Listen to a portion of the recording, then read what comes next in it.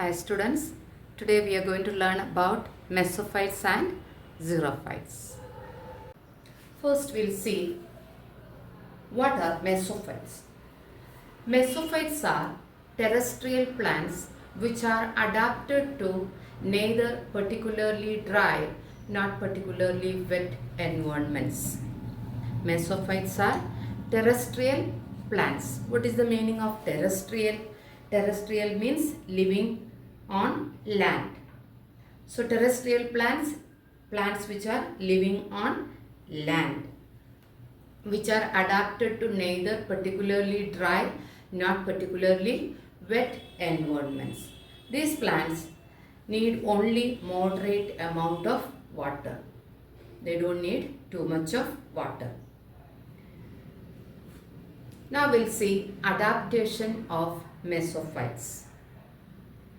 There are 3 points. Number 1, they usually have broad, flat and green leaves. Broad, flat and green leaves. Second point, they have an extensive fibrous root system to absorb water. What is the meaning of extensive? Extensive means covering large area. That means roots are spread in a wide area or large area. So these roots absorb water. So they have extensive fibrous roots. These roots absorb how much water they need. These plants, they need only moderate amount of water. That much of water they absorb. How much they need, that much water these roots absorb. Then the third point is they have perinating organs. What is the meaning of perinating? Perinating means they have the ability to survive through the winter or dry season. So these perinating organs they have. Which are the organs? Perinating organs, cones, rhizomes and bulbs. These are the perinating organs which they have. What is this rhizomes? Rhizomes, they continuously they grow horizontally underground.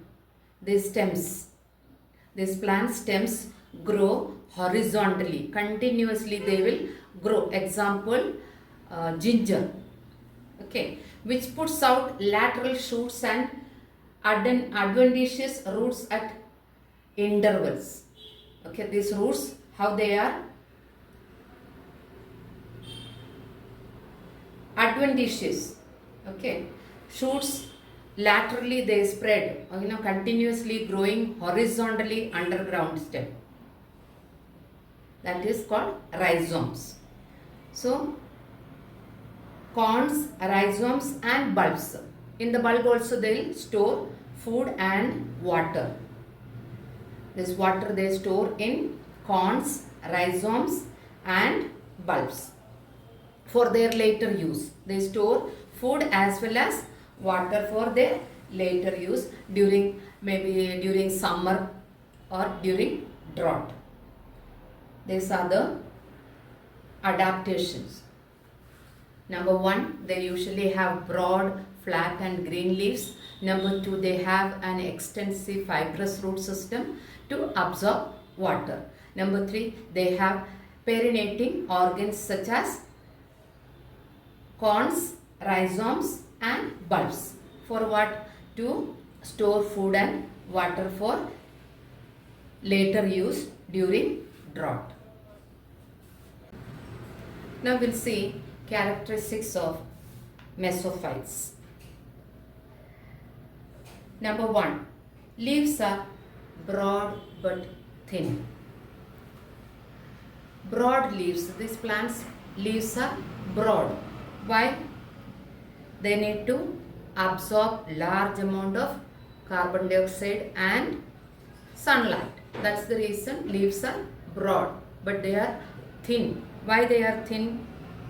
So that it can help to carry photosynthesis process easily. That's the reason these plants' leaves are thin. Number 2, stomata are in abundance.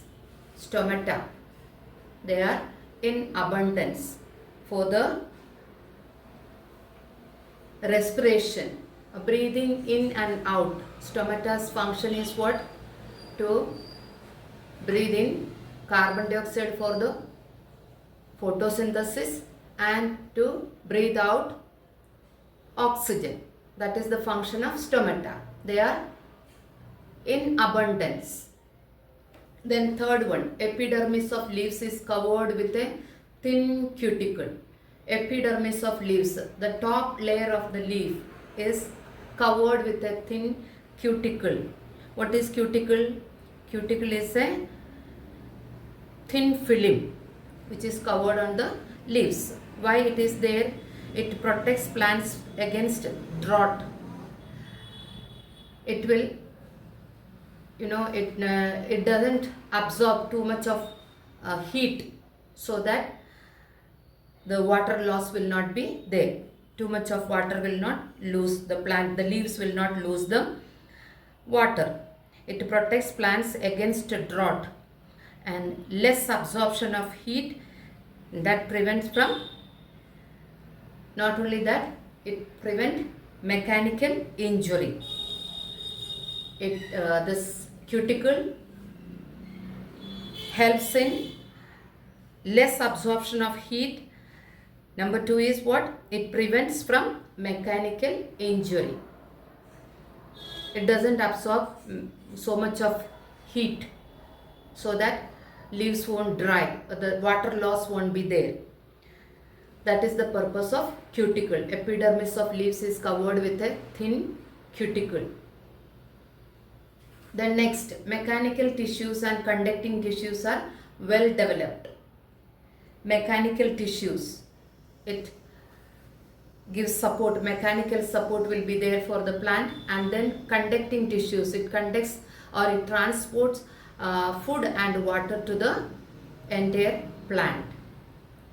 That is the function of conducting tissues. These conducting tissues transport food and water to the entire plant.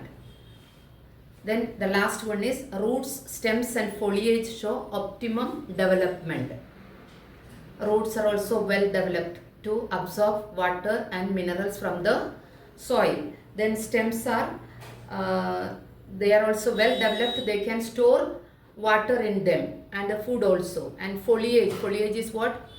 All the leaves of the plant or tree is called foliage. Foliage also maximum developed. These are the characteristics of Mesophytes.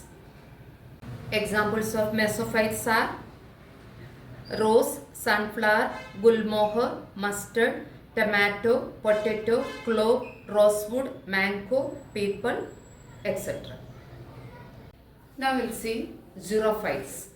The plants which have to face scarcity of water and high temperature are called xerophytic plants. The plants which have to face scarcity of water. What is scarcity? Lack of or less. When the water is less during summer. So scarcity of water and high temperature. High temperature will be there in summer, are called xerophytic plants. These plants we find in desert. Xerophytic plants we find in desert. Now we'll see adaptation in xerophytes. They have a very extensive and well developed root system. Why? To absorb maximum amount of water from the soil, so that they can store for their future use. Second one, leaves are reduced to spines or scales. Modification of leaves. We have already studied in the first lesson that modification of leaves. The leaves are modified to spines or scales to reduce the water loss. or to prevent water loss. Leaves are reduced to spines or scales. It is actually modification of leaves. Okay, they have spines or scales on this plants, not leaves. Then, not leaves means not flat leaves. These leaves are modified to spine, very narrow, so that less water will be lost from the plant. Then third point, leaves are shed under stressed ecological conditions to prevent water loss. During summer, they will lose their leaves.